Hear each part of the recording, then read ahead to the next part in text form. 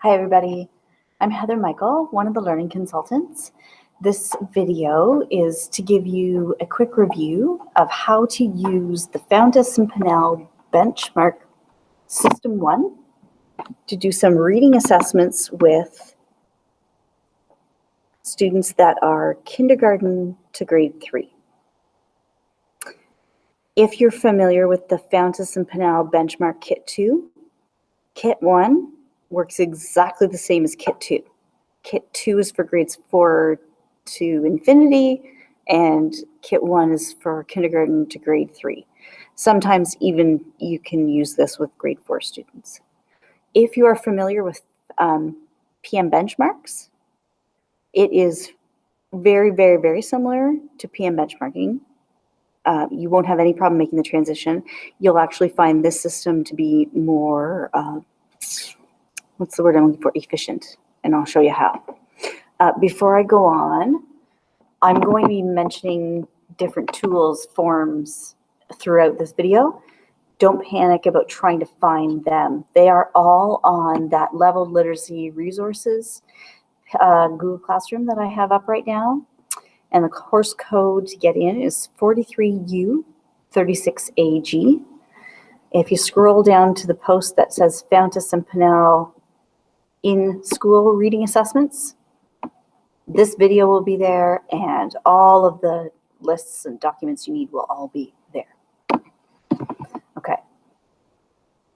So, say you have a student in grade 2, and you'd like to learn more about their strengths and needs as a reader. Awesome. The first thing you do is pick up this book, skinny spiral bound book from the benchmark box. Do me a favor.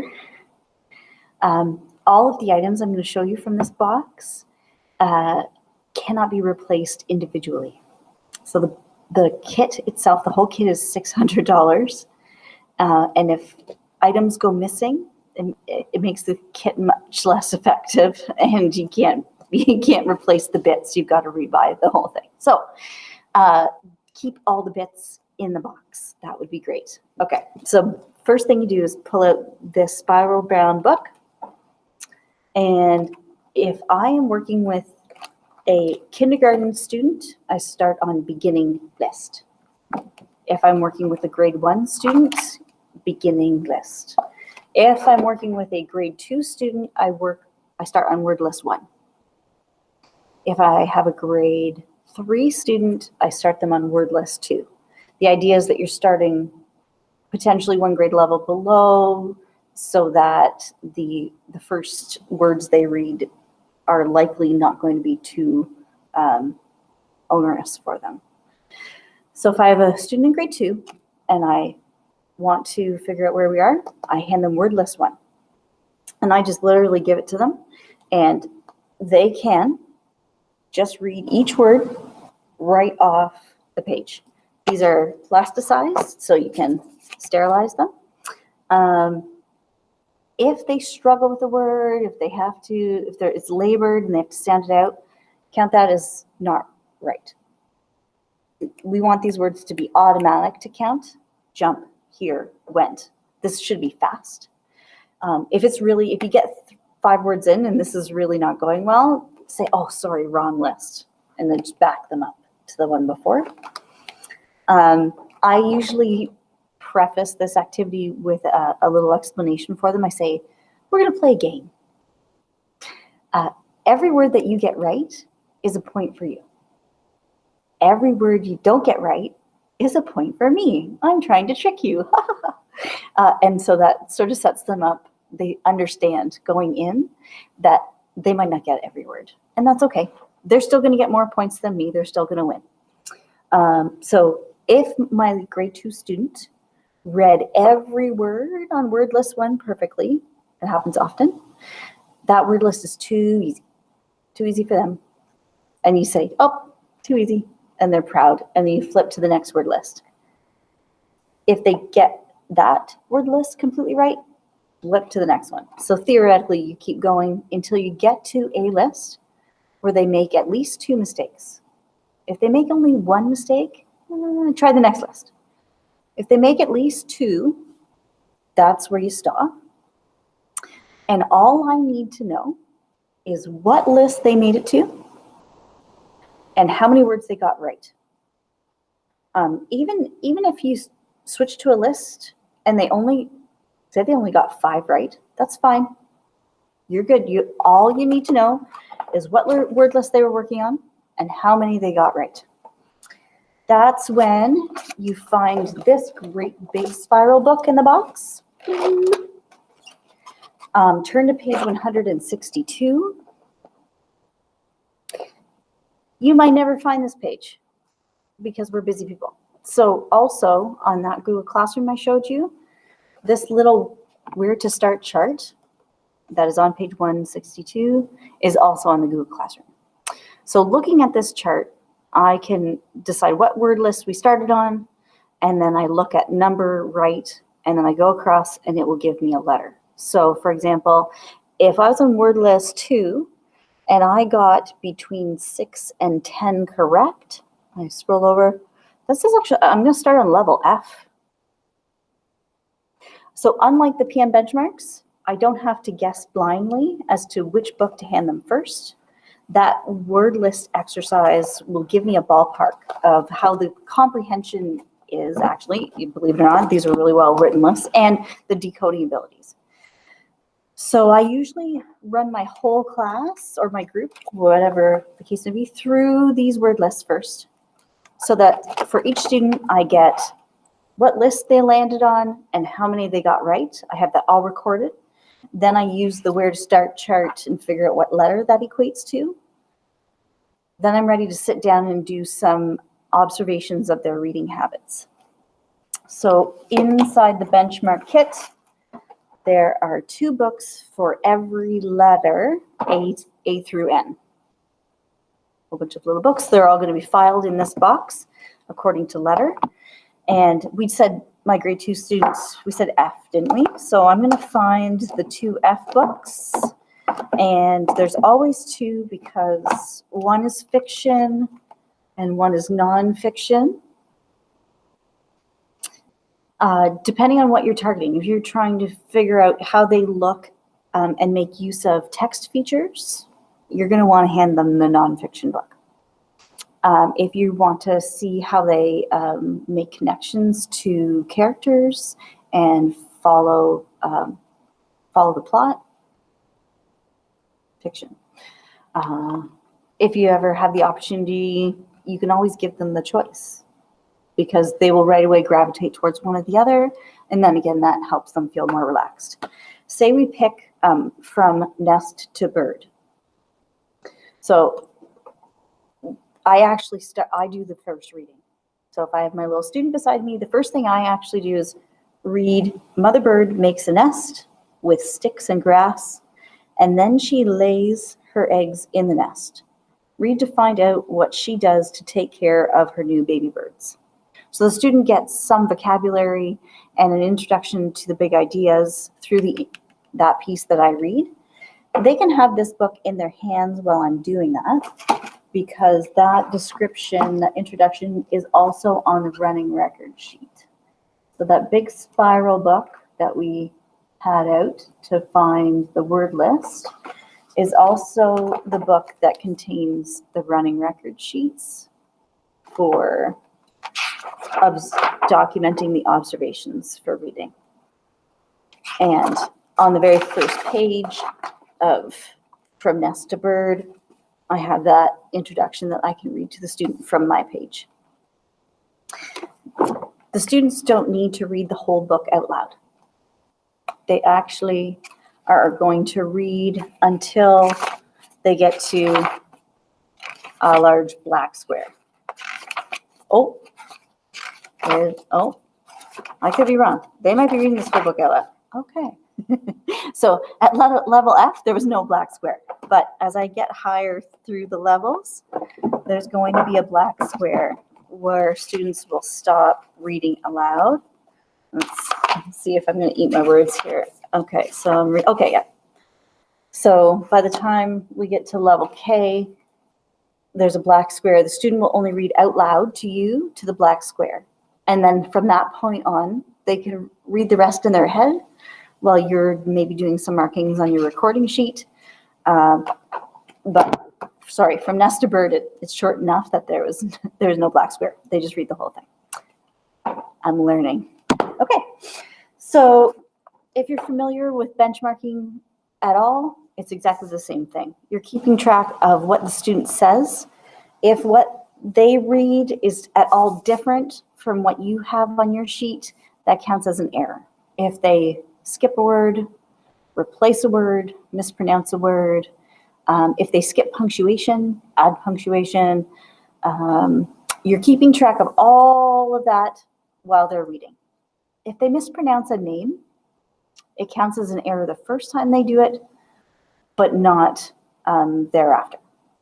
If they skip an entire subtitle, like in the nonfiction texts, that counts as one error, not an error per word. If they go back and fix mistakes, that's great. You can not count that error. So if I read through the sentence, this mother bird, right? And then I go back and say, this is mother bird. You don't have to count that error. If you have a lot of training in how to use these columns for errors and self-correction rates, fantastic, by all means. You may not have a ton of training. And so what I've done is created, and I'm hopeful. I'm hopeful at some point in our future, we'll be able to spend time together. But in the meantime, while we're working through video, I've created this sheet that you can keep with you and use to track what happened in that benchmark assessment. So while the student is reading, you can keep track. How's the reading rate? Is it too fast, too slow, just right? How's the phrasing? Self-correcting. We want them to do some amount of self-correcting. That's a good thing. If it's happening every sentence, you might want to make note of that. How's the expression? Are we skipping subtitles? Are we attending to diagrams? If we're regularly making errors, like if this book is just right for this student, they might be making as many as 10 errors, and that still is going to be okay. It will still count as being within their range of comfortable. The decoding level is comfortable. They can still learn. They can still comprehend potentially. So if they've made 10 errors, you might start to notice patterns. Like they might be constantly substituting words that make sense but don't match the letters. You make a note of that. They might be constantly putting in words that match the letters almost, but doesn't make any sense for that part. So keep track of those things, because that's what then you're going to be teaching to later on when you're doing instruction feedback. Okay, so this sheet is very helpful if you're not familiar with the coding that you can find on the actual benchmark recording sheets. As the student is either finishing reading or just after they're done reading, you can take a look here and decide if the decoding accuracy was strong enough to keep going and check the comprehension. And it gives you a range. If they made between 0 and 8 mistakes, 9 mistakes, even 10, that's okay. This level is okay for them. You want the decoding accuracy to be between, I'd say 93 and 100. Stick with that book to check the comprehension. When you're getting around the 90% mark, when we're starting to make 18 or more mistakes, you're going to have felt that that's not the right level while they're reading. It was a struggle. It was hard for them, and it was hard for you to listen to. So if it's slower, back them up a bit. try a book that's 1 or 2 lower. Say the accuracy range was between that 93 to 100%, you're good. Make note of whether or not they were self-correcting. Make note of the fluency. Now you're ready to go on and check comprehension. Even if a student read with 100% accuracy, check the comprehension, because so many of our students are fake readers. I'm joking, but they're great at decoding, amazing. They could decode a high school biology textbook and say every word beautifully, but somehow they're skipping the part where they're making connections and thinking about the meaning. So we have a 93 to 100% accuracy rate. Fantastic. Let's check that 100%. And you do that by just asking these questions literally as they are from the prompts. Tell me the important information in the book. Is there anything else? The answer that you're looking for is provided. You want them to be hitting these suggestions. Don't knock yourself out trying to figure out the difference between a 1 and a 2. Like, if you're really impressed with their answer, it's fantastic, 3. If they really, really, really didn't get it, 0. If they gave you something, 1. If they almost had it, was good. It was a good answer. They almost had it. Maybe they're missing one thing, 2. If you're not sure between a 1 and a 2, don't sweat it. We have more to do. It'll all come out in the wash. Okay, so we have prompts about key understandings. We have prompts about thinking beyond the text. That's making connections to me and my experiences. And we have prompts about, there's only 2 sections. See, this is not like Kit 2 in that there's just those 2 sections. If they were a 5 or a 6 out of 6, proficient.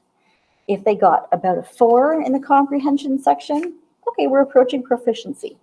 If it was a 3 or lower out of 6, we've got limited proficiency. It's time to back up.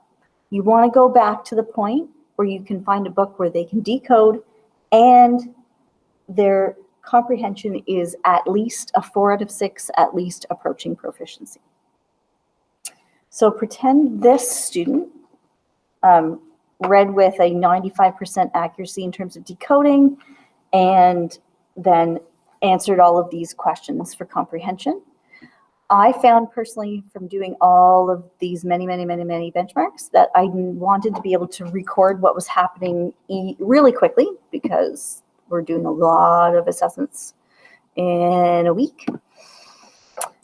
I found that this chart captured a lot of the big ideas from these assessments, and then was a good way for me to keep track of who needed to work on what in terms of comprehension.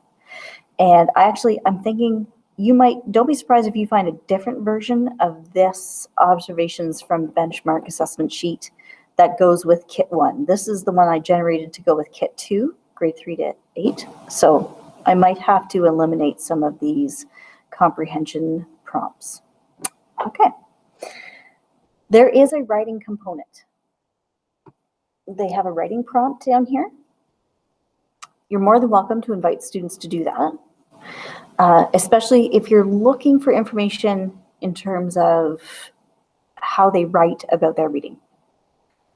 We haven't found that you'll find a great deal more information about their reading comprehension that you didn't already find out from the interview. So don't feel like that's necessary unless you want to use that to dig more into the writing. Okay. So at some point you have a list of every student, what word list they got to, how many they got right, the level that equated to in terms of reading with you.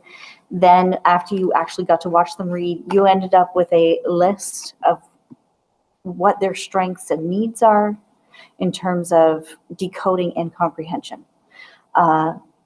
This list is going to be what you teach to for months.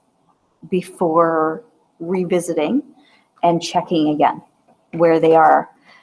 If you are able to target those needs that came up through the benchmark assessment, you'll find that the student makes great gains and will increase their levels quite quickly. Just make sure the comprehension is moving as well as the decoding skills. A quick note, never, ever, ever would we ever go straight from a benchmark assessment to a report card mark. The report card mark is based on the overall expectations for reading, and those are around general habits. Am I metacognitive about my reading? Am I using several skills to decode new words? They are very big overall expectations. And nowhere does it say a student must be at a certain benchmarking level to get a certain mark. The benchmark information you get is definitely going to inform your mark for a report card, but you can't go straight from one piece of evidence to a mark.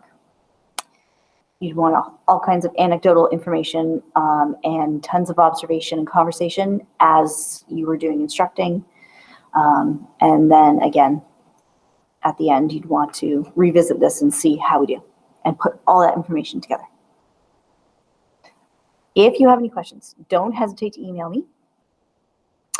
Also, don't hesitate to check out that Literacy LLI Resources Google Classroom, where all of these tools and pages will be hiding.